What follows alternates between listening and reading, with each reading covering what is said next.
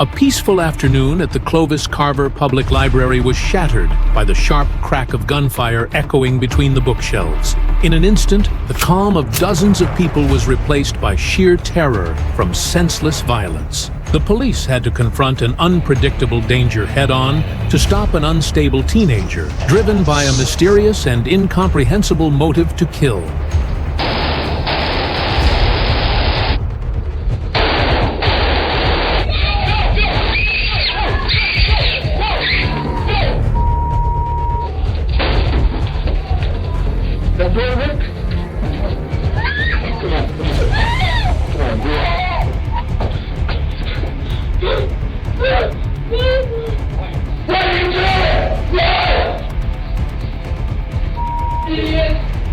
On the afternoon of August 28, 2017, a figure in black appeared outside the public library in Clovis, New Mexico. Instead of entering, the young man turned and headed toward the restroom.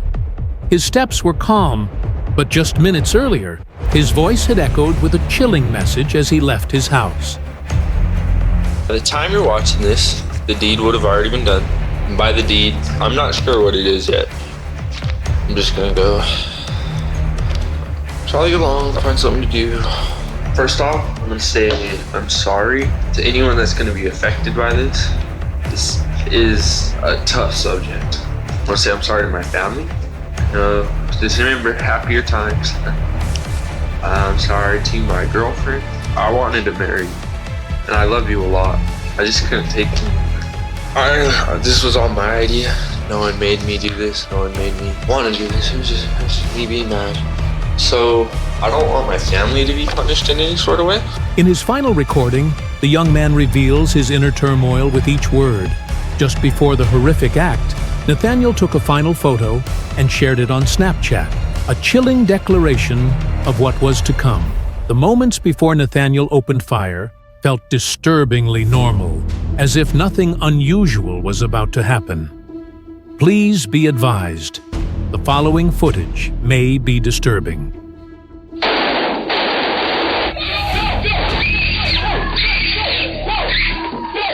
A few lucky individuals managed to escape through a side door. Among them, a brave woman saved herself and an unsuspecting bystander before fleeing the library. However, inside, many were still trapped, facing an unimaginable real-life nightmare.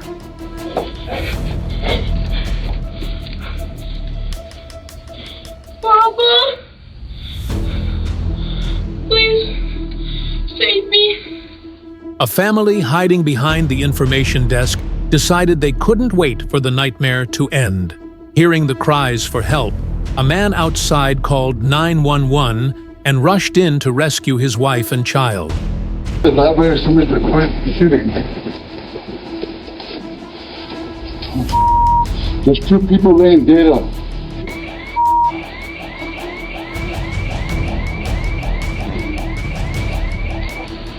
Papa, it's okay.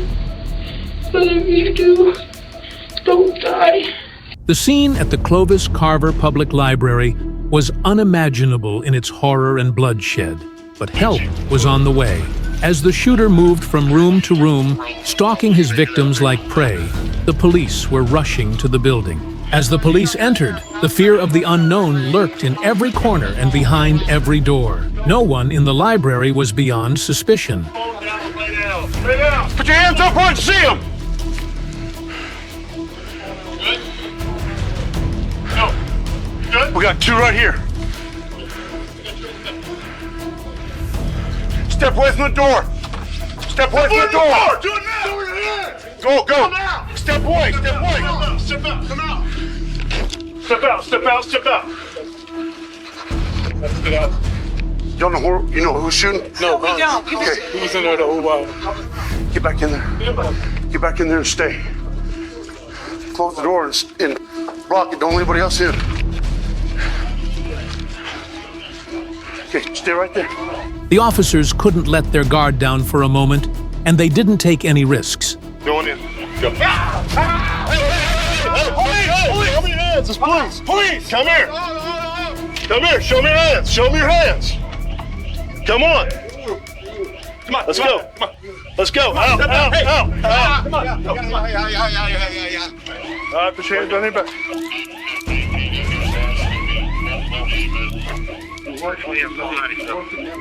Okay, all right.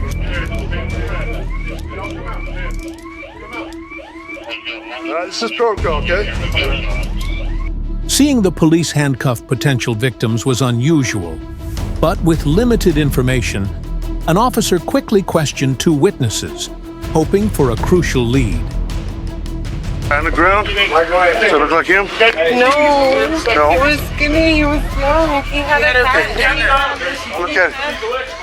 Come look at him. Come look at his face. Wait. Come over this way. Oh, come here.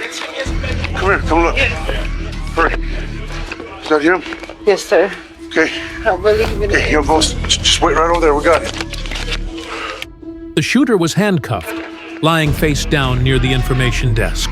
Before the police arrived, he approached Lupe Aguirre, who had called 911 with a faint smile, asking him to hang up. Aguirre calmly replied that the police were behind him. The shooter then returned to the main room of the library and surrendered.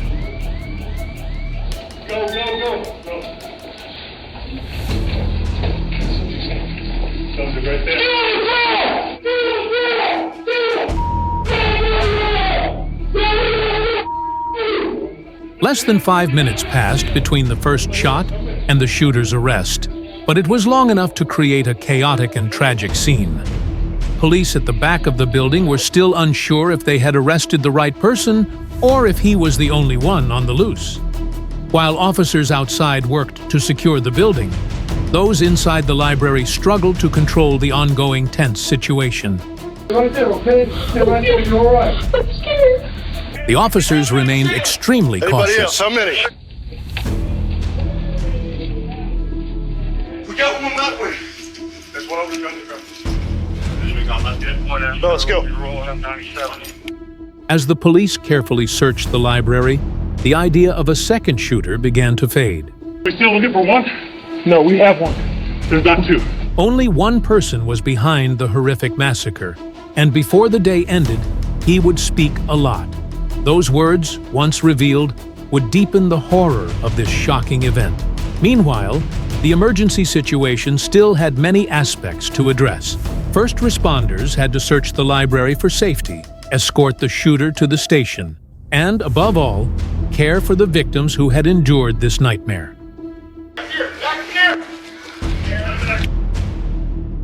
Behind your back. Behind your back. Scott, closet. You Scott, which closet, Scott? I'm coming, just go. Hang tough, bud. The woman pulled from the back closet was Jessica Thrawn, the assistant librarian who had been shot in the shoulder. Jessica was married to a police officer. What's wrong, man? What's up, man? His wife. Who is she? Is she? Yeah. Is that right? She got one in the arm, but she's fine right now. Good. Yeah, tourniquet on it. The word fine might not fully capture Jessica's condition, but she was one of the lucky ones. Children's librarian Christina Carter and circulation assistant Wanda Walters were among the victims who lost their lives in this senseless violence. As officers continued to search the library, the number of victims needing urgent help grew, revealing the full scale of the tragedy. The boy being carried out was 10-year-old Noah Molina, who had entered the restroom with the suspect just before he and his sister were shot. These heartbreaking scenes led officers to reconsider what they could have done differently. The decision was made to remove the young killer from the crime scene. Police dragged the suspect to the front lawn and handed him over to transport. I have my unit back over here. Yes. My pants are falling. Can I pick them up?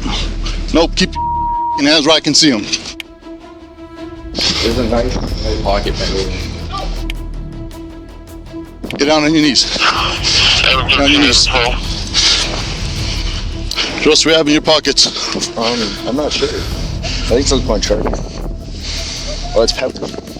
The shooter appeared unnervingly calm after the incident, But the police stayed vigilant, not allowing themselves to fall into a false sense of security. At the scene, officers discovered 2 guns, the weapons that had been ruthlessly used inside the library. As they took the shooter into custody and transported him to the station, they quickly identified the young man responsible for the terrifying chaos that had unfolded. You understand your right to remain silent? Yeah. What is your name? Nathaniel Jewett. Nathaniel Jewett. I go by Nathan. With the rest of the, Do you have an ID on you? Of the library. Is it going to be in your wallet? Gone through the scene. I don't have an ID. We're going to start interviews. One can't help but wonder what could drive a teenager, just 2 years away from adulthood, to commit such a brutal and horrifying act. Nathaniel Jewett would provide some answers, but his twisted and unstable reasons offer little comfort to those affected by his actions. Let's try not to move around so much, bro. Just for your safety and for mine, okay? I don't want to have to hurt you, bro. I'm not here to interview you, okay? That's not what I'm here for, okay? But I'm pretty sure they would appreciate you talking, okay? If those cuffs on your ankles get too tight, let me know. I'll loosen them if it's going to put your feet to sleep or something like that, okay? Where are you? You're at the Clovis Police Department. Sir, you're not injured in any way? Do you need to see the medics or anything? I don't think so. My ears hurt. Your ears hurt?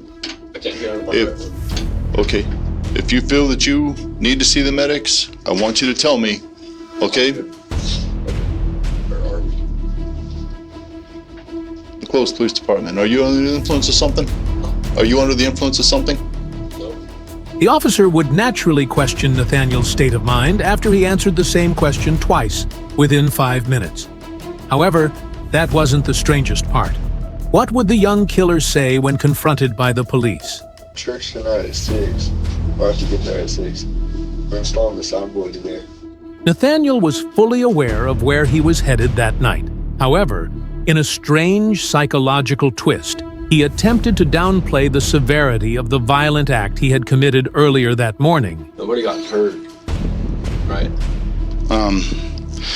So I don't know all the details that's going on, all right? But I do believe there are wounded people. Whether Nathaniel truly believed that the only casualty of his shooting was his own hearing remains a mystery. However, what is certain is that even senior law enforcement officials were left shocked by the horrific tragedy that had befallen their town. How many injured people? Oh, God, there's multiple.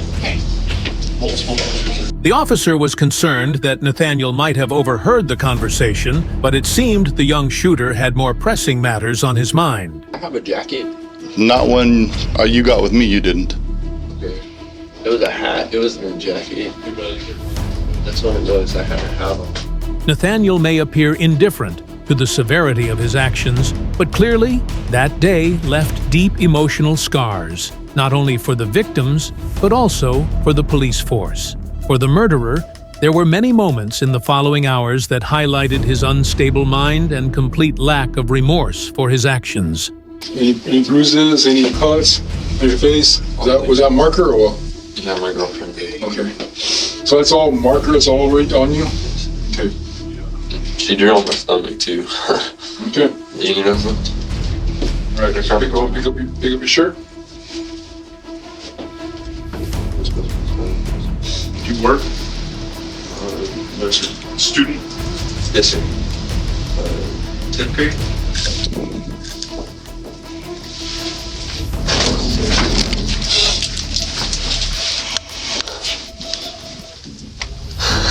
Teeth didn't work.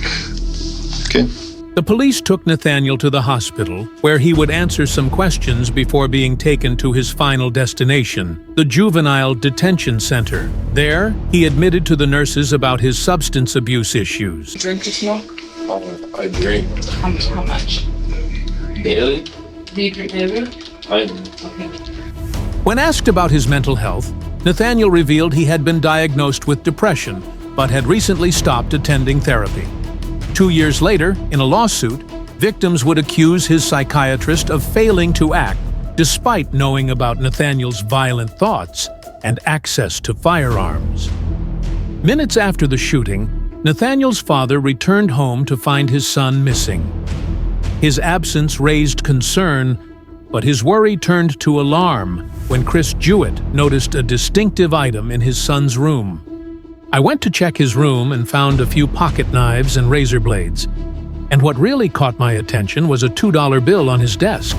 And I have $2 bills in my gun safe. And I thought, I'll just go check. It was one of those, I kind of had a strange feeling, you know? I went to the gun safe and noticed that both of my semi-automatic pistols were missing. Nathaniel seemed to suddenly lose memory of what happened at the library and quickly blamed someone else. I was bullied and beaten. Everyone hated me. I was just angry about that. Did you talk to anyone about your feelings? No. Why not? Everyone has their own problems. Nathaniel said he couldn't talk to the church or his girlfriend because he didn't want to make them sad with the dark thoughts he was having. He shared that he was dating the pastor's daughter and told the detectives that he had become a born-again Christian just a month before the shooting. Nathaniel did not provide much information about his motive, so the police had to turn to where he had recorded his thoughts. 2 videos that Nathaniel had recorded just minutes before arriving at the library. Hi, I'm Nathaniel Ray Jewett, and I was making this because it's about to be 0 hour. My thing was when I lost hope or when I just couldn't take it anymore is when I was going to do it. It's that time. So I'm about to go NBK, Natural Born Killer. This isn't like, no, Columbine inspired me. It's not that. This is my own thing. Oh, I love you, Dad. I love you, Mom. I acted alone. This was no one's fault. It's kind of my own. Although Nathaniel made this statement, he continued to place blame, claiming that the bullying at school had reached its peak when he was suspended for a fight he didn't start. However, a cell phone video of the altercation told a different story. While the details of the fight are unclear, it is evident that there were more complex factors at play in Nathaniel's mind, going beyond just a simple schoolyard argument. I feel as though there's no other way about this. I have some mental issues going on. It's not like I'm hearing voices or anything. I'm angry at the world, and I have so much anger, and I can't. I'm not you, right? I have so much anger, frustration, and just hopelessness. It's just, this needed to happen. It's probably gonna shock a lot of people. No one's ready for this. I'm really mad. I'm in a really mad mood, and this is kind of for people getting bullied, because I'm blaming, that's one of the big reasons, and just because I'm sick. The final reason Nathaniel gave for carrying out the mass shooting is truly horrifying in its emptiness. Now, why I did this, I don't know either. I couldn't really see myself doing anything else. That's it. Thank y'all. Thanks to everyone that was nice to me. Yeah. Alright, I just gotta... Nathaniel Ray Jewett pleaded guilty to 30 felony charges, including 2 counts of first-degree murder for the deaths of 61-year-old Wanda Walters and 48-year-old Christina Carter. 4 others were injured in the attack, including 10-year-old Noah Molina, his sister Alexis Molina, library patron Howard Jones, and circulation assistant Jessica Thrawn. On February 15th, 2019, about 17 months after the shooting, Nathaniel was sentenced to 2 life sentences plus 40 years. At the time of his sentencing, he would be eligible for parole as early as 2051. However, a controversial new bill was signed into law in 2023, banning life sentences without parole for juveniles convicted of crimes. Under the new law, juvenile offenders can seek parole after serving 15 years. This means Nathaniel Jewett will be eligible for a parole hearing in 2033. The Clovis Library massacre was an unimaginable tragedy. The images and stories shared in this video have likely left you with many thoughts. Take a moment to remember the victims and pray for those who were injured. Don't forget to like, share, and subscribe to our channel for more analyses of similar cases.